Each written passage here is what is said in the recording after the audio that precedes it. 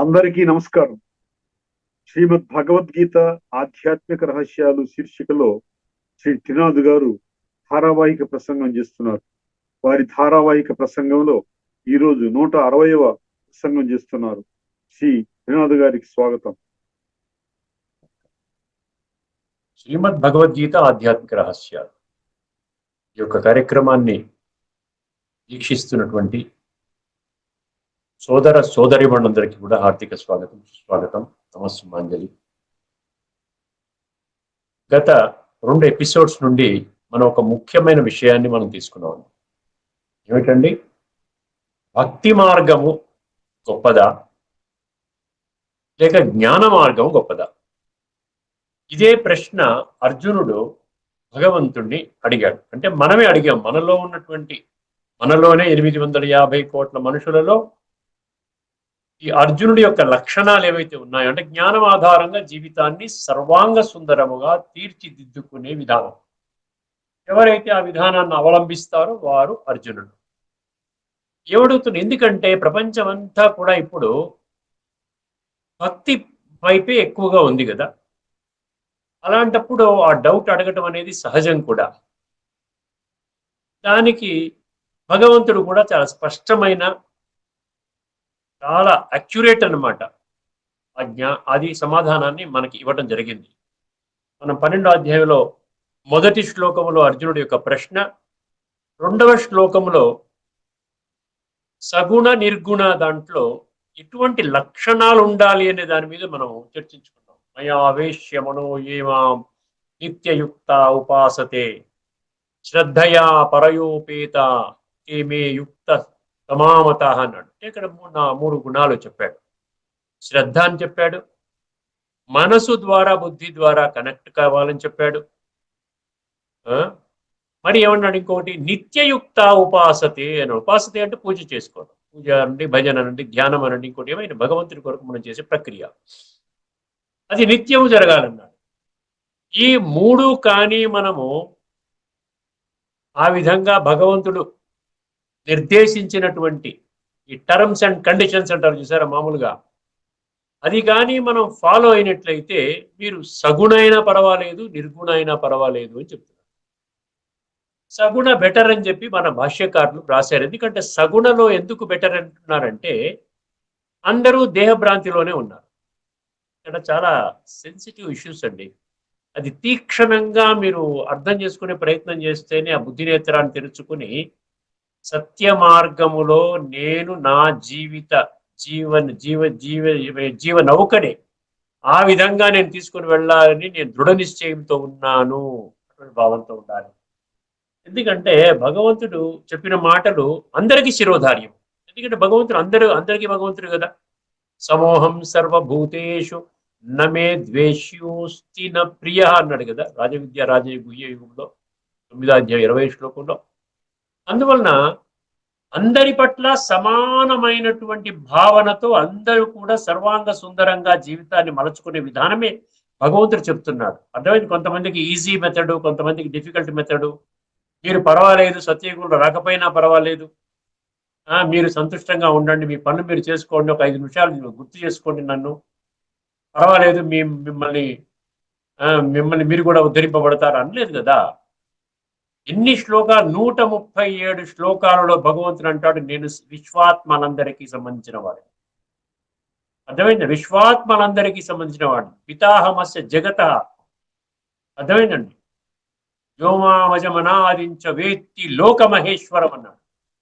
ఈ విధంగా 137 శ్లోకాలు, 574 శ్లోకాల్లో నేను విశ్వాత్మలందరికీ చెందినవాడిని. అలాంటప్పుడు ఏదో ఒక వర్గాన్ని తీసుకొని నువ్వు దేహభ్రాంతిలో ఉండి కాసేపు పూజ చేసినా పర్వాలేదు, నీకు వేరే నియమాలు నీకు వర్తించవంటే నిజంగా భగవంతుడు పక్షపాతి అన్నమాట.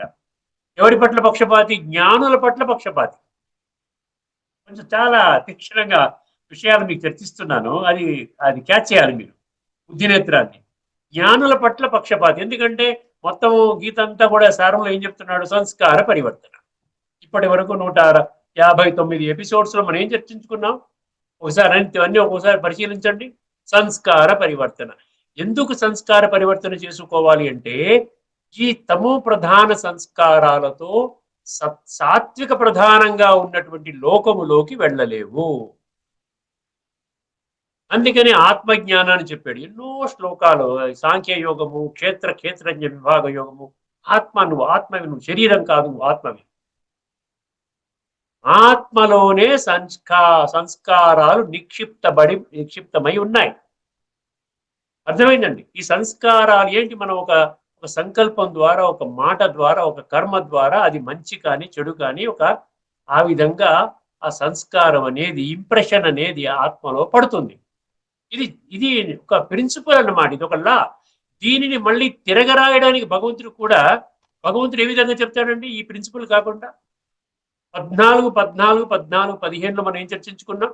ఎవరైతే ఈ శరీరాన్ని చాలించే ముందర వారి యొక్క సంస్కారాలు సాత్వికంగా ఉంటాయో వారు మాత్రమే సత్యయుగములో అడుగు పెట్టడానికి, సత్యయుగములో శ్రేష్ఠ జన్మలు తీసుకోవడానికి తగిన అర్హత పొందుతారు. తర్వాత రజసి ప్రళయం గత్వ అన్నాడు కదా. తర్వాత వాళ్ళు ఏం చేస్తారు? మిగతా వాళ్ళంతా ద్వాపర యుగము, కలియుగంలో జన్మ తీసుకుంటారు. ఇక్కడ ఎందుకు ఈ విషయాలన్నీ నేను మళ్ళీ పునః సమీక్షిస్తున్నానంటే, భగవంతుడు ఏ ఒక్క వర్గానికి కూడా మీరు సంస్కార పరివర్తన చేసుకోక్కర్లేదు, మీరు ఆత్మచింతన చేసుకోక్కర్లేదు, మీరు పరమాత్మని గుర్తించక్కర్లేదు, మీరు భౌతికంగానే ఉండండి, దేహదారులనే పూజ చేసుకోండి, సులభమైన పద్ధతిది. మీరు ఆత్మ జ్ఞానమే అవసరం లేదు మీకు. ఆ విధంగా సగుణ సాకార విధానమే పర్ఫెక్ట్ మీకు అని ఎక్కడ భగవంతుడు చెప్పడండి. చెప్పారు అంటే వారు అందరి వాడు అనడానికి అవకాశం లేదు. భగవంతుడు కొంతమందిని సత్యయుగంలో తీసుకుని వెళ్తాడు, కొంతమందిని త్రేతాలోకి, కొంతమందిని ద్వాపర యుగంలోకి, కొంతమందిని కలియుగంలోకి తీసుకుని వెళ్తాడో చెప్పండి. ఆయన జ్ఞానం అనేది ఎట్లా ఉంటుంది? ప్రతి ఒక్కరూ కూడా సత్యయుగంలో శ్రేష్టమైన జన్మ తీసుకోవాలి, ఇదే లక్ష్యం ఉంటుందండి. ఏం చెప్పినా కూడా ఈ యొక్క భావనతో మీరు వినండి, మీకు అద్భుతంగా ప్రతి శ్లోకము కూడా మీకు అర్థమవుతుంది. ఇప్పుడు మనం ఏం అర్థం చేసుకున్నాం? సగుణ సాకారం బెటరు. ఎలాగ బెటరు? సంస్కార పరివర్తన చేసుకోకపోయినా బెటర్. సగుణ సాకారం అంటే ఏంటి? భగవంతుడిని కూడా ఒక దేహధారిగా మనం గుర్తిస్తున్నాం. నేను కూడా దేహధారిగానే ఉన్నాం. మనం అక్కడ ఏంటి? మయ్యావేశ్య మనోయేమ, మనసు ద్వారా కూడా అప్రోచ్ అవ్వము. నిత్యయుక్త ఉపాసతే, ఆ విధంగా నిత్యము కూడా ఉండదు. కేవలం ఒక అరగంట, 30 గంట, 5 నిమిషాలు, 10 నిమిషాలు కూడా పూజ చేసుకునే వాళ్ళు ఉన్నారు. అత్యధిక శాతం అంతా కొద్ది సమయం ఏదో పూజా గదిలోకి వెళ్ళి చెపదెబ్బలు వేసుకుని కాస్త తల వంచి నమస్కరించి 4 శ్లోకాలు చదువుకుని బయటకు వచ్చేసి వెళ్ళిపోతారు అంతే. ఇంక తర్వాత భగవంతుడితో కట్ట. మళ్ళీ 24 గంటల తర్వాత మళ్ళీ వస్తారు. శ్రద్ధయా పరయోపేత అన్నాడు, శ్రద్ధాపూర్వకంగా ఉండాలి అంటాడు. మళ్ళీ అలాంటప్పుడు మరి ఇవన్నీ కండిషన్స్ చెప్పాడు కదా. ఇది భక్తులకి వర్తిస్తుంది, జ్ఞానులకు వర్తిస్తుంది. సగుణ సాకార ఈ యొక్క సగుణ సాకారం భగవంతుడు అనే వాళ్ళ మీద వాళ్ళకి వర్తిస్తుంది, నిర్గుణ నిరాకారం వాళ్ళకు కూడా వర్తిస్తుంది. ఒక్కసారి ఈ బ్యాక్గ్రౌండ్ లో వినండి శ్లోకం. ఎందుకంటే ఇవి చెప్పకపోతే మీకు శ్లోకం అర్థం కాదు. ఏదో అనుకుంటారు భగవంతుడు ఒక విధంగా చెప్తుంటే మనం ఇంకో రకంగా అర్థం చేసుకున్నాం ఏంటి, వీళ్ళు బ్రహ్మకుమారీస్ ఇంకో రకంగా అర్థం చేయిస్తున్నారు ఏంటి అని అనిపిస్తుంది మీకు. సత్యాలని అర్థము చేసుకోవడానికి మీరు మెజారిటీ ఒపీనియన్ మీద ఆధారపడకూడదు.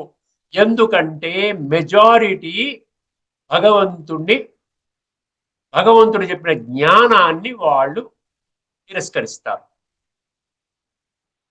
అర్థమైందండి? అందుకనే కదా ఎందుకు కొద్ది మంది మాత్రమే నన్ను తెలుసుకుంటారు అని ఎందుకు అంటున్నాడు, మాటికి ఎందుకు గుర్తు చేస్తున్నాడు? మనుష్యాణం సహస్రేష, ఎప్పటికీ మర్చిపోకూడదు. నిజంగా మీరు జ్ఞానపరంగా ముందుకు వెళ్ళాలి, ఆధ్యాత్మిక పరంగా ఎదగాలి. కొన్ని లక్షల మంది ఇప్పటికే 150 దేశాల్లో ఉన్నటువంటి బ్రహ్మకుమారీలు అనబడేటువంటి వాళ్ళు మాత్రమే ఈ సత్యయుగంలోకి వస్తారు అని భగవంతుడు ఎక్కడైనా చెప్పాడా? ఎవరైతే అర్థం చేసుకుని వాళ్ళ జీవితాన్ని మార్చుకుంటున్నారో, సంస్కార పరివర్తన దిశగా వెళ్తున్నారో వాళ్ళని మాత్రం భగవంతుడు ఏమంటారు, అప్పుడు చేర్చుకుంటున్నాడు, చక్కటి మార్గాన్ని చూపిస్తున్నాడు. ఆ మార్గాన్ని వీళ్ళు అనుసరిస్తూ ఉన్నారు. 12వ అధ్యాయంలోని 1, 2 శ్లోకాలు చదువుకున్నామండి. ఇప్పుడు 2 తర్వాత 3, 4, 5 ఈ 3 శ్లోకాలలో మీకు మొత్తం సారవంతా బయటకు వచ్చేస్తుంది. కేవలం మీకు కావాల్సింది ఏంటంటే శ్రద్ధావాన్ లభతే జ్ఞానం అన్నాడు గీతలో. నీకు శ్రద్ధ ఉంటే నీకు జ్ఞానం ఇస్తాడు. నాకు వేరే ఏమీ అవసరం లేదు. నేను అడిగినటువంటి శ్రద్ధని ఇవ్వకుండా మీరు ఏదో భౌతికంగా నాకు రకరకాల విధాలుగా నన్ను అప్రోచ్ అవుతున్నారు. నాకు శరీరమే లేదు. నేనేం చేసుకుంటాను? మీరు ఇచ్చిన ధనం ఏం చేసుకుంటాను? మీరు పెట్టినటువంటి ఆ నైవేద్యం ఏం చేసుకుంటాను? మీరు అర్పించినటువంటి మందిరాలు ఇవన్నీ నాకు అవసరమే లేదు. ఎందుకంటే నాకు శరీరమే లేదు కదా. ఎందుకు ఎన్ని ఎన్ని రకాల కోణాల్లోనండి దగ్గర దగ్గర మనం 10 డైమెన్షన్స్ చర్చిస్తూ వస్తున్నాం. భగవంతుడు ఒక్కడే అక్కడి నుంచి ప్రారంభించుకున్నాం. భగవంతుడు ఒక్కడే, భగవంతుడు సత్యము, భగవంతుడు ఏం చెప్పుకున్నామండి? భగవంతుడు సర్వాత్మలకి తండ్రి, జ్ఞానసాగరుడు, పతితపావనుడు, ఇవన్నీ సర్వశక్తిమంతుడు, త్రిగుణాతీతుడు, జనన మరణ రహితుడు. ఇలాగ మనం ఇన్ని చర్చించుకున్నాం కదా. అది ఏమన్నా దేవీ దేవతలకు వర్తిస్తుందా ఈ ఫార్ములా? ఏమైనా సాధువులు, సన్యాసులు, ఋషులు, మునులు, పీఠాధిపతులు, మహామండలేశ్వరులు, జగద్గురులు అన్నబడేటువంటి మనుషులకు వర్తిస్తుందా? అది వర్తించదు. కేవలం ఒక్క భగవంతుడికి మాత్రమే వర్తించే ప్రిన్సిపల్ భగవంతుడు ఎన్ని శ్లోకాల్లో చెప్పాడు. ప్రతి అధ్యాయంలో మనం ప్రతి ఎపిసోడ్లో 1, 2, 3 చెప్పుకుంటున్నాం కదా. ఇప్పటికి సుమారుగా నేను 300 శ్లోకాలు చెప్పుకుంటాను కదా. మరి 300 శ్లోకాల ఎసెన్స్ ఏమొచ్చింది? ఒక్కసారి అర్థం చేసుకోండి. ఇప్పుడు మనము మయావేశ్య మనోయేమంలో సాకార సగుణ సాకారం గురించి చెప్పాడు. ఇప్పుడు నిర్గుణ నిరాకారం గురించి ఏం చెప్తున్నాడో చూడండి. ఏత్వక్షరమనిర్దేశ్యం అవ్యక్తం పర్యుపాసతే. ఏత్వక్షరమనిర్దేశ్యం అవ్యక్తం పర్యుపాసతే. సర్వత్ర గమచింత్యం చ కూటస్థమచలం ధ్రువం తం నియమ్యేంద్రియగ్రామం సర్వత్ర సమబుద్ధయః ఏ ప్రాప్నువంతి మామేవ సర్వభూతహితే రతాః. ఎన్ని గుణాలు చెప్పాడండి. అంటే నిరాకార తత్వంలో వెళ్ళే వాళ్ళకి ఇవన్నీ గుణాలు ఉండాలండి. సాకారంలో ఉన్న వాళ్ళకి ఏమీ అక్కర్లేదన్నమాట. ఒక్కొక్కటి మీరు అర్థం చేసుకుని ప్రయత్నం చేయండి. ఒక్కొక్కటి అర్థం చేసుకోండి. ఏత్వక్షరమనిర్దేశ్యం, అక్షర భగవంతుడు అక్షరుడు అంటే క్షరము కానివాడు. క్షరము అంటే వినాశనము, అంటే వినాశనము లేనివాడు అక్షర. 8వ అధ్యాయం పేరులో మీరు 8వ అధ్యాయం చదవండి. అక్షర బ్రహ్మయోగం అని ఉంటుంది. అక్షర అంటే నిరాకార స్వరూపాన్ని అక్కడ చెప్తున్నాడు. ఏత్వక్షర అనిర్దేశ్యం అంటే ఏంటి? అనిర్దేశ్యం అంటే ఒక డెఫినేషన్ ఇవ్వలేము. ఈ రూపం ఉంటుంది, కళ్ళులాగా ఉంటాయి, ముక్కిలా ఉంటుంది, ఈ విధంగా ఉంటుంది అని ఒక రూపం ఇవ్వలేనటువంటి, ఒక రూపాన్ని డిస్క్రైబ్ చేయలేనటువంటి, వర్ణించలేనటువంటి ఆ యొక్క రూపము నిరాకార స్వరూపం అంటున్నాడు. ఏత్వక్షరమనిర్దేశ్యం అవ్యక్తం. అవ్యక్తం అంటే ఏంటి? వ్యక్తం అంటే 2 భౌతిక చర్మ నేత్రాలతో మనం చూడగలేటువంటి స్వరూపం. అది 33 కోట్ల మంది దేవీ దేవతలు, మిగతా వాళ్ళందరూ వచ్చేస్తారు. మనం చెప్పుకుంటున్నాం కదండి, ధర్మస్థాపకులు మరియు సాధువులు, సన్యాసులు అందరూ వచ్చేస్తారు. ఏత్వక్షరమనిర్దేశ్యం అవ్యక్తం పర్యుపాసతే. ఏత్వక్షరమనిర్దేశ్యం అవ్యక్తం పర్యుపాసతే. ఏమండి? అవ్యక్తం పర్యుపాసతే. సర్వత్రగం అచింత్యం. సర్వత్రగం అచింత్యం. సర్వత్రగం అంటే ఏంటి? ఏత్వక్షరం అనిర్దేశం చెప్పాను కదా. అవ్యక్తం కూడా చెప్పాను. అవ్యక్తం అంటే నిరాకార స్వరూపం. అవ్యక్తం వ్యక్తము కానటువంటిది. అవ్యక్తం వ్యక్తిమాపన్నం మన్యంతే మాం అబుద్ధయః. 7వ అధ్యాయంలో 21వ శ్లోకం చెప్పాడు కదా. అవ్యక్తం వ్యక్తిమాపన్నం మన్యంతే మాం అబుద్ధయః అన్నాడు కదా. నేత్రము తెరుచుకోనటువంటి వాళ్ళు అవ్యక్తుడిగా ఉన్నటువంటి నన్ను వ్యక్తుడిగా వాళ్ళు భావిస్తారు. అక్కడ అబుద్ధయ అన్న పదం అండర్లైన్ చేసుకోండి. రంభావం అజానంతో మమ అవ్యయమనుత్తమం. నేను అవ్యయుడిని. అవ్యయుడు అంటే అవినాశీ స్వరూపాన్ని. శరీరము తీసుకున్నవాడు మరణిస్తాడు, జన్మ తీసుకున్నవాడు మరణిస్తాడు, మరణించిన వాడు మళ్ళీ జన్మ తీసుకుంటాడు. వారు త్రిగుణాలలోకి వస్తారు, ద్వంద్వాలలోకి వస్తారు, దేహ అభిమానంలోకి వస్తారు. వాళ్ళు ఆ విధంగా గ్రాడ్యువల్ గా ఎప్పుడు ఒక స్థితిలో వాళ్ళు ఉండరు. దేవీ దేవతలు కూడా ఉండరు. వారు కూడా సాత్విక, రాజసిక, తామసికలోకి వస్తారని 18వ అధ్యాయంలో 40వ శ్లోకం చెప్తాను. నేను ఓన్లీ గీతలో ఉన్న శ్లోకాలలో ఉన్నటువంటి అర్థాన్ని మాత్రమే చెప్తున్నానండి. దాన్ని నేను వక్రీకరించడం లేదు, పెడర్థం కూడా చెప్పడం లేదు. అది మీరు కూడా నేను చెప్పిన దాన్ని కూడా మీరు ఛాలెంజ్ చేయొచ్చు. మీకు మీరే చర్చించుకోవాలి. కాకపోతే ఏంటంటే అక్కడ ఒక్క విషయం ఏంటంటే, మీరు కాస్త బుద్ధి నేత్రం తెరుచుకొని సత్య మార్గంలో నడిచి, అరే ఇన్ని లక్షల మంది ఎక్కడైనా వాళ్ళు ఏదైనా అంధవిశ్వాసంలో ఆ విధంగా చేస్తున్నారా? ఇన్ని లక్షల మంది ఒక మార్గంలో ప్రయాణం చేస్తున్నారంటే దాన్ని కాస్త మనం తీవ్రమైన విషయంగా భావించాలి కదా అన్నటువంటి ఆలోచన మనకు కలగాలి. ఏత్వక్షరమనిర్దేశ్యం అవ్యక్తం పర్యుపాసతే. అవ్యక్తం ఉపాసతే అంటే ఏంటంటే ఉపాసతే అంటే ఏంటి? ఉపాసతే అంటే వర్షిప్ చేయడం. పర్యుపాసతే అంటే ఏంటి? పర్యుపాసతే ఉపాసతే, ఈ రెండింటికి అర్థం తెలుసుకోండి. అర్థమైందండి? పర్యుపాసతే ఉపాసతే. ఇదే ఉపాసతే పర్యుపాసతే అనేది అర్జునుడు కూడా ఫస్ట్ 12వ అధ్యాయం మొదటి దాంట్లో కూడా అర్జునుడు కూడా పర్యుపాసతే అన్నాడు. మీరు గమనించారా? ఒక్కసారి గమనించండి. ఏవం సతత యుక్తాయే భక్తాస్త్వాం పర్యుపాసతే. చూసారా? పర్యుపాసతే. ఉపాసతే అంటే మామూలుగా క్యాజువల్ గా వర్షిప్ చేసుకోవడం అనమాట. నమ్మకం ఉంది, విశ్వాసం ఉంది, మనకు తెలియదు, పరిచయం లేదు. పర్యుపాసతే అంటే బలిహారం అవ్వడం, కంప్లీట్ గా సంపూర్ణంగా పరమాత్మ మీద బలిహారం అవ్వడం అనమాట పర్యుపాసతే అంటే. అక్కడ అర్జునుడు కూడా అడిగాడు కదా, భక్తులు కూడా పర్యుపాసతే అయినటువంటి భక్తులు. మామూలుగా క్యాజువల్ గా చేసే భక్తుల గురించి అసలు భగవంతుడు భక్తి యోగంలో చెప్పడం లేదండి. వాళ్ళంతా కూడా ఎక్కడికి రారు, వాళ్ళకి చివరి కలియుగంలోనే ఎక్కడో ఏదో జన్మ తీసుకుంటారు. అసలు ఎటువంటి మనం భగవంతుడి గురించి ఏమీ చేయకుండా ఆత్మని సంస్కరించుకునే విధానం ఏది అడాప్ట్ చేసుకోకుండా ఎలాగ మనం ఒక ఫార్ములాని, భగవంతుడు పెట్టిన ఫార్ములాకి విరుద్ధంగా వెళ్ళిపోతామా? ఆ విధంగా మనుషులు చెప్తే అది మనుషులు చెప్పిన మాట గొప్పదా? ఒక్కసారి తీవ్రంగా ఆలోచించండి. ఏత్వక్షరమనిర్దేశ్యం అవ్యక్తం పర్యుపాసతే. తర్వాత ఏమన్నాడు? సర్వత్ర గమచింత్యం కూటస్థం అచలం ధ్రువం. ఇందులో మళ్ళీ 4 ఉన్నాయి. సర్వత్రగం. సర్వత్రగం అంటే ఇక్కడ సర్వవ్యాపి అనేస్తారండి. ఒక్కసారి సర్వవ్యాపి అనేస్తే కాదు, దానివల్ల ఉపయోగం లేదు. కేవలం నేను ఒక మాట అంటాను ఎందుకంటే అక్కడ శాస్త్రాల్లో రాశారు, లేకపోతే విశిష్ట వ్యక్తులు చెప్పారు, ఇప్పటిదాకా నేను వింటూ వస్తున్నాను భగవంతుడు సర్వవ్యాపి సర్వవ్యాపి సర్వవ్యాపి, అలా అనుకుంటే దానివల్ల ప్రయోజనం లేదు. భగవంతుడి యొక్క వ్యాపత్వం ఉంటే, సర్వవ్యాపి అయి ఉంటే నిజంగా భగవంతుడి గుణాలు, శక్తులు ప్రపంచం అంతా కనబడాలి, ప్రతి ఒక్కరిలో కనబడాలి. లేకపోతే ఉంటే ఏమిటి, లేకపోతే ఏమిటి చెప్పండి? భగవంతుడు అందరిలో ఉన్నాడు, అన్ని చోట్ల ఉన్నాడు, రాయిలో ఉన్నాడు, రప్పలో ఉన్నాడు, ప్రతి దగ్గర ఉన్నాడు, అణువులో ఉన్నాడు, కణములో ఉన్నాడు. అంటే ఆయన ఏమి పని చేయకుండా ఉంటే ఏమిటి, లేకపోతే ఏమిటి? ఉండటం వల్ల లాభం ఏంటి మనకి? నా యొక్క ఆత్మని సంస్కరించే జ్ఞానం ఇవ్వకపోతే నాలో ఉన్నాడు, దానివల్ల ఉపయోగం ఏంటి? ఇక్కడ సర్వత్రగం అంటే అర్థం ఏంటండి? సర్వత్రగం అంటే ప్రతి ఒక్క మనిషిలో భగవంతుణ్ణి అనుభవం చేసేటువంటి ఒక మాధ్యమము ఆత్మ ప్రతి ఒక్క ప్రాణిలో ఉన్నది.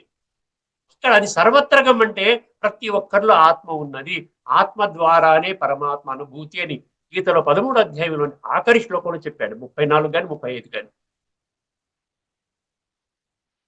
క్షేత్రజ్ఞయోరేవం అంతరం జ్ఞాన చక్షుషా భూత ప్రకృతి మోక్షం చ ఏ విదుర్యాంతి తే పరం అన్నాడు. క్షేత్రము క్షేత్రజ్ఞ యొక్క తేడా తెలుసుకుని ఈ క్షేత్రం యొక్క భ్రాంతిని విడిచిపెట్టమంటున్నాడు.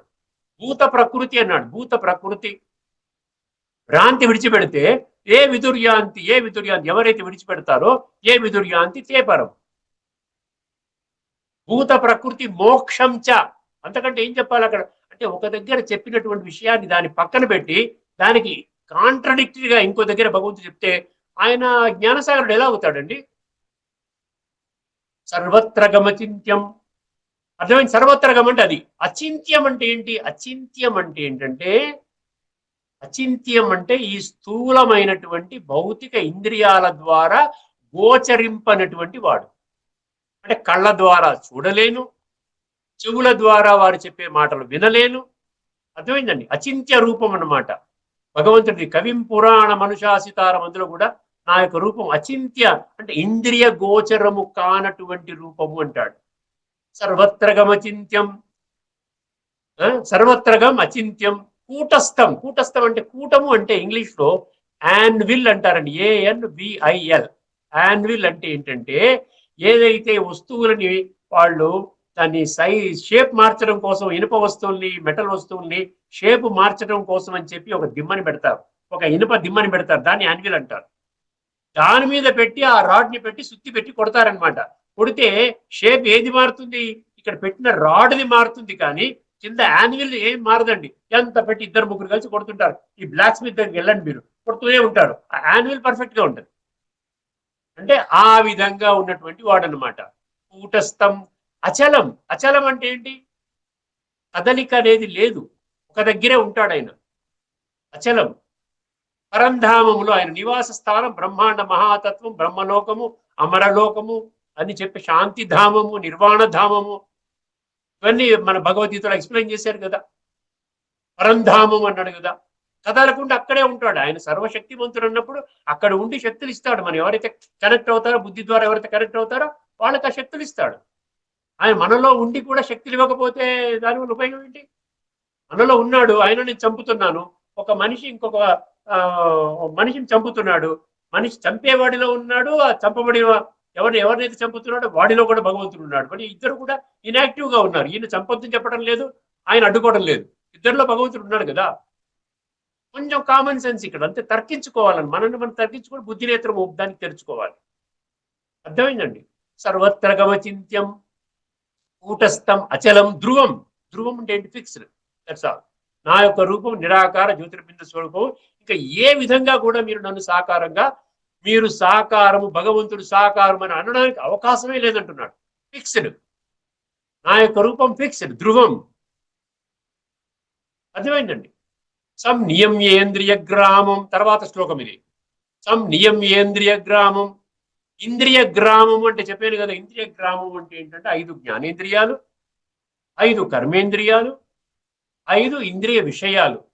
దీన్ని ఇంగ్లీష్లో ఏమంటారు? 5 knowledge senses, 5 working senses, 5 sense objects అంటారు. దీన్ని ఇంద్రియ గ్రామం అన్నాడు. సంయమనం అంటే ఏంటి? దీన్ని కంట్రోల్ చేసుకోమంటున్నాడు. సం నియమ్యేంద్రియ గ్రామం. సర్వత్ర సమబుద్ధయ. సర్వత్ర సమబుద్ధయ. ప్రతి ఒక్కరి పట్ల నీకు సమానమైన బుద్ధి ఉండాలి. భగవంతుడి యొక్క ఆదేశం ఇది. నువ్వు వాడి కులము చూడొద్దు, మతము చూడొద్దు, జాతి చూడొద్దు, రంగు చూపే చూడు, ఉన్నవాడు లేనివాడు, నావాడు మీవాడు ఏమి చూడొద్దు. నువ్వు వాడిలో ఉన్న ఆత్మని చూడు. వాడి కర్మ బాగులేక నీ దగ్గర బంట్రోతుగా పనిచేస్తున్నాడు. అలాగని చెప్పి బంట్రోత్ అని చెప్పి ఏరా పోరా అంటానికి వీల్లేదు. వాడిని కూడా గౌరవించాలి. సర్వత్ర సమబుద్ధయ. ఈక్వానిమిటీ. ఏ ప్రాప్నువంతి మామేవ సర్వభూతహితే రతా అన్నాడు. సరా, అటువంటి వాడు, తే అంటే అటువంటి వారు, ఇవన్నీ గుణాలు ఉన్నటువంటి వారు. ప్రాప్నుయంతి అంటే నన్ను, మాం ఏవ ఈ విధంగా ఉన్నటువంటి నిరాకార నిర్గుణ ఆ ఈశ్వర స్వరూపాన్ని, ఆ జ్యోతి స్వరూపాన్ని, పరమాత్మ స్వరూపాన్ని ఆ విధంగా అర్థం చేసుకున్నటువంటి వాళ్ళందరూ కూడా నన్ను ప్రాప్తి చేసుకుంటారు. ఏ ప్రాప్నువంతి మామేవ. ఆఖరిలో ఏమన్నాడు చూడండి, సర్వభూత హితేరథ అన్నాడు. ఈ ప్రపంచంలో, ఈ భూమండలంపై ఉన్నటువంటి 850 కోట్ల మనుషుల పట్ల వారి యొక్క హితము కోరి చెప్తున్నానన్నాడు. సర్వభూత హితేరథాః. అటువంటి ఆ విధంగా ఉన్నటువంటి వాళ్ళు కూడా ఏంటంటే అందరి పట్ల సమానమైన గౌరవం, అందరి యొక్క హితము కోరుకుంటారు. మీరు ఈ ఆత్మిక దృష్టిలో ఉండి ఈ విధంగా ఒక అభ్యాసం చేసుకుంటూ వెళ్ళారనుకోండి, ఒక 3 to 6 months లోనే మీ యొక్క దృక్కోణం మారిపోతుంది. వీడు నావాడు, వీడు నా పరాయివాడి, కులము, మతము, జాతి, రంగుకు అవసరం లేదండి. ఇది టెంపరీ లేబుల్స్, మనం ఇచ్చుకున్న లేబుల్స్. దానివల్ల ఉపయోగం లేదు. దానివల్ల సంస్కార పరివర్తన జరగదు. సంస్కార పరివర్తన ఎక్కడ జరగాలి? ఆత్మ కుళ్ళిపోయింది. కుళ్ళిపోయిన ఆత్మని బాగు చేయాలి. అదే లక్ష్యము. గీతంతా అదే లక్ష్యము. సర్వత్ర సమబుద్ధయ తే ప్రాప్నుయంతి మామేవ సర్వభూత హితేరథాః. సర్వభూత హితేరథాః. ఇక్కడ బాగానే ఉంది కదండి. ఇప్పుడు సమయం ఉందా మనకి? ఇంతవరకు చెప్పాడండి. ఇది కూడా చెప్పేస్తాను. ఇంకొక శ్లోకం చెప్పేస్తే ఈ సబ్జెక్ట్ మనం ముగించేసుకోవచ్చు. ఒక 5-10 నిమిషాల్లో చెప్పేస్తాను. క్లేశోధికతరస్తేషాం అవ్యక్త ఆసక్త చేతసాం అవ్యక్తా హి గతిర్దుఃఖం దేహవద్భిరవాప్యతే. ఇది ఆఖరి శ్లోకం. ఇది కూడా వినేసేయండి. ఇక్కడ ఏమంటున్నాడంటే ఇది కష్టం అంటున్నాడు. క్లేశ అధికతర. క్లేశం అంటే దుఃఖం అండి. అధిక క్లేశం అంటే ఏంటి? బాగా కష్టపడాలి దీని గురించి. ఉరికినే వచ్చేది ఆత్మ ఎన్నో జన్మలుగా నేను దేహం అనుకుంటూ కూర్చుని ఏం అభ్యాసం చేయకుండా, అసలు ఆత్మ యొక్క ఉనికిని కనిపెట్టినట్టు ఒక సంకల్పం కూడా తీసుకోకుండా 24 గంటలు 24/7 365 డేస్ 365 రోజులు కూడా దేహభ్రాంతిలోనే కేవలం ఇంద్రియ సుఖాలు, ఇంద్రియ ఈ విషయ వికారాల వలయంలోని చిక్కుకుంటూ ఆ విధంగానే జీవితం గడుపుకుంటే మనకి ఆత్మ చింతన ఎప్పుడు వస్తుంది? అందుకని ఏమంటున్నాడు, దేహభ్రాంతిలో ఉన్న వాడికి కష్టం అది. క్లేశోధిక తరస్తేషాం అవ్యక్త ఆసక్త చేతసాం. అవ్యక్త అనే భగవంతుడి యొక్క సత్యస్వరూపం మీద ఆసక్తి, అది కష్టము. అవ్యక్తం అనే అనుభవం చేయడం కష్టము. అందుకనే భగవంతుడు ఏం చెప్పాడు, కేవలము ఆత్మస్వరూపము అర్థము చేసుకోవడం వల్లనే ఆత్మ యొక్క ఉనికిని కనిపెట్టి ఆత్మ యొక్క ప్రాప్తి, ఆత్మ యొక్క అనుభూతి, ఆత్మ యొక్క అనుభవం, అది first step to realise God. అందుకనే చూసారా, శాస్త్రాలు కూడా పెద్దవాళ్ళు ఏం చెప్తున్నారు, self realisation leads to God realisation. అర్థమైందండి? అందుకని ఏం చెప్తున్నాడు, కష్టము. దేహాభిమానులకి ఇది కష్టము. క్లేశోధిక తరస్తేషాం అవ్యక్త ఆసక్త చేతసాం అవ్యక్తాయి గతిర్ దుఃఖం. దుఃఖం అంటే ఇక్కడ ఏడవడం కాదండి. దుఃఖం అంటే మామూలుగా మనం అనుకున్న దుఃఖం కాదు. దుఃఖం అంటే ఇక్కడ కష్టం అనే పదం అర్థంలో వాడాడు. అవ్యక్తాయి గతిర్ దుఃఖం. అవ్యక్త యొక్క స్వరూపం యొక్క మనం అర్థం చేసుకుని ఆ స్థితికి చేరుకోవాలి, ఇది కష్టం అంటున్నాడు. ఎవరికి కష్టం అంటున్నాడు? ఆత్మాభిమాని స్థితిలో ఉన్నటువంటి వాళ్ళకు కష్టమని చెప్పడం లేదండి. దేహవద్భిరవాప్యతే, దేహాభిమానంలో ఉన్న వాళ్ళకి కష్టం నాయన. కాబట్టి దేహాభిమానంలోనే భక్తి మార్గం అంతా కూడా దేహాభిమానంలోనే నడుస్తోంది కదా. నేను దేహం అనుకుంటే నువ్వు భక్తి చేస్తున్నావు, దేహదారులను కొలుస్తున్నావు, వారి ద్వారా నీకు తీర్చే కోరికలు కూడా నేనే తీరుస్తున్నాను. మనం గత ఎపిసోడ్లో కొన్ని చర్చించుకున్నాం. ఎందుకంటే అది విగ్రహ రూపంలో కొలుస్తున్నావు. నీ యొక్క భక్తి తత్పరత బట్టి నీవు ఏదైతే కోరికలు కోరుకుంటున్నావో, స్థూలమైన కోరికలు కోరుకుంటున్నావో, మా అమ్మాయికి పెళ్లి కావాలి, మా అబ్బాయికి అమెరికాలో సీట్ రావాలి, మంచి యూనివర్సిటీలో సీట్ రావాలి, లేకపోతే ఫలానా జరగాలి, ఇల్లు కట్టుకోవాలి, వ్యాపార అభివృద్ధిలోకి రావాలి, ఇటువంటి స్థూలమైనటువంటి ఒక్క జన్మకి మాత్రమే పరిమితమైనటువంటి కోరికల్ని కూడా నేనే తీరుస్తున్నా. అక్కడ కూడా ఏం చెప్పాడు, దేవతలు వేరు నేను వేరు అన్నాడు కదా. సో దేహాభిమానులకి ఈ విధముగా చేయడము కష్టము. అంటే ఏం చేయాలి, కంపల్సరీగా దేహాభిమానములో ఉన్నటువంటి ప్రతి ఒక్కరూ కూడా భగవంతుణ్ణి పొందాలి, సంస్కార పరివర్తన చేసుకోవాలి అంటే ఖచ్చితముగా ఆత్మాభిమాని స్థితిని ప్రాక్టీస్ చెయ్యాలి. ఇప్పుడు ఒక్కసారి భగవద్గీతలో ఇచ్చినటువంటి ఈ 3 శ్లోకాలు చర్చించుకున్నాం మనం. అందుకనే నేను డైరెక్ట్ గా ఈ అంశం మీద వచ్చేసాను. ఎందుకంటే ఇది సబ్జెక్ట్ చాలా ముఖ్యమైన సబ్జెక్ట్ అన్నమాట.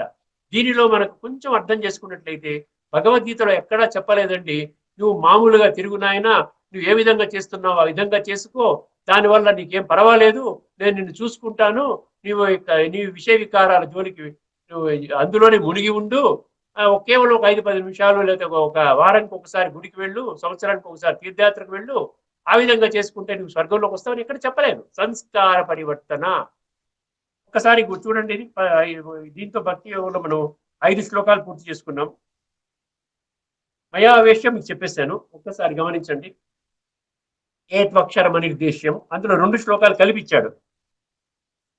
కానీ సార్ అక్కడ ఏమన్నాడు, ముందు శ్రద్ధయాపరయోపేత, మనసు ద్వారా రావాలి అని చెప్పేసి నిత్యయుక్త అన్నాడు కదా. అది చెప్పిన తర్వాత ఏమంటున్నాడు ఇక్కడ, కానీ ఇంద్రియ సముదాయమును చక్కగా వశపరుచుకొనిన వారును ప్లూరల్, సకల భూతములకును హితమునే కోరుచుండు వారును సర్వభూత హితేరత. చూసారా, సకల భూతముల హితమును కోరుచుండు వారు, తప్పకుండా వాళ్ళు గొప్పవాళ్ళు అవుతారండి. అందరినీ ఆత్మాభిమాని స్థితిలో చూసుకుంటూ వారిని గౌరవించి అందరూ పరమాత్మ సంతానముగా, తోటి సోదరాత్మగా, ఆ విధంగా వసుదైవ కుటుంబంలో వీరు సభ్యులు, వీరు కూడా భగవంతుడి బిడ్డలు అని తెలుసుకున్న వాళ్ళు ఖచ్చితంగా గొప్పవాళ్ళు అవుతారు కదండి. ఏమంటున్నాడు ఇక్కడ, సకల భూతములకును హితమునే కోరుచుండు వారును సర్వ ప్రాణులను సమభావముతో చూచువారును, సర్వ ప్రాణులను సమభావముతో చూచువారును సర్వత్ర సమబుద్ధయ్య అన్నాడు కదా. యోగులు అనబడుతురు. అట్టివారు మనోబుద్ధులకు అతీతుడును సర్వవ్యాపియు అనిర్వచనీయమైన స్వరూపము కలవాడును. ఇక్కడ సర్వవ్యాపి అంటే అర్థం చేసుకోండి, ప్రతి ఒక్కరిలో ఆత్మ ఉంది కాబట్టి ఆత్మ సర్వవ్యాపి, పరమాత్మ సర్వవ్యాపి కాదు. స్వరూపం కలవాడును కూటస్థుడును చెప్పాను కదా, నిత్యుడును నిశ్చలుడును అంటే చలనము లేదు. నిరాకారుడును నాశరహితుడును అయిన సచ్చిదానంద ఘన పరబ్రహ్మయందే నిరంతరము ఏకీభావ స్థితులై ధ్యానము చేయుచు భక్తితో భజించుచు ఆ పరబ్రహ్మమునే పొందుదురు. ఇది నిరాకార స్వరూపంలో ఉన్నటువంటి వాళ్ళ లక్షణాలు చెప్పాడు. ఇప్పుడు ఆఖరి శ్లోకం 5వ శ్లోకంలో క్లేశోదకితరస్తేషం అవ్యక్తాసక్త చేత ముందు అది చూడండి ఒకసారి. కానీ సచ్చిదానంద ఘన పరబ్రహ్మ సచ్చిదానంద ఘన నిరాకార పరబ్రహ్మమునందు ఆసక్త చిత్తులైన వారు తత్ప్రాప్తికై చేయు సాధన మిక్కిలి శ్రమతో కూడినది. అండర్లైన్ చేసుకోండి. ఆ విధంగా సాధన శ్రమతో కూడినది. ఖచ్చితంగా డైలీ ఒక అరగంట కూడా నేను సమయం ఆత్మచింతన కోసం తీయను అంటే మీరు మీ యొక్క నష్టానికి మీరే గురవుతున్నారు, దానికి మీరే కారణం అవుతారు కదా. సచ్చిదానంద ఘన నిరాకార పరబ్రహ్మమునందు ఆసక్త చిత్తులైన వారు తత్ప్రాప్తికై చేయు సాధన మిక్కిలి శ్రమతో కూడినది. ఏలననా ఇక్కడ ఆఖరి పంక్తి చదువుతున్నాను, ఆఖరి సెంటెన్స్ అండర్లైన్ చేసుకోవాల్సిందండి. ఏమంటున్నాడు? ఏలనన దేహాభిమానులకు అవ్యక్త పరబ్రహ్మ ప్రాప్తి కష్ట సాధ్యమే. కాబట్టి ఏం చేయమంటున్నాడు? దేహాభిమానం ద్వారా మీరు నన్ను పొందలేరు నాయనా, మీరు కూడా ఆత్మాభిమాని స్థితిలోకి ఖచ్చితంగా రావలసి ఉంటుంది. వేరే మార్గము లేదు. అక్కడనే సంస్కార పరివర్తన జరుగుతుంది. అందరినీ గౌరవించగలుగుతారు, పరమాత్మకి దగ్గరవుతారు. ఖచ్చితంగా రాబోయేటువంటి స్వర్గం అనబడేటువంటి సత్య త్రేతాయుగాల్లో శ్రేష్టమైన పదవులు పొందుతారు. ఇక్కడితో మనం ఈ చర్చను ముగించుకుందామండి. తదుపరి అంశంలో మరి కొత్త అంశంతో మళ్ళీ మనం కలుసుకుందాం. అంతవరకు నమస్కారము. లోకా సమస్త సుఖినో భవంతు. ఓం శాంతి. శ్రీమద్ భగవద్గీత ఆధ్యాత్మిక రహస్యాలు శీర్షికలో శ్రీ త్రినాథ్ గారు కొన్ని గీతా రహస్యాలను విశ్లేషించారు. వారికి ధన్యవాదాలు. నమస్కారం.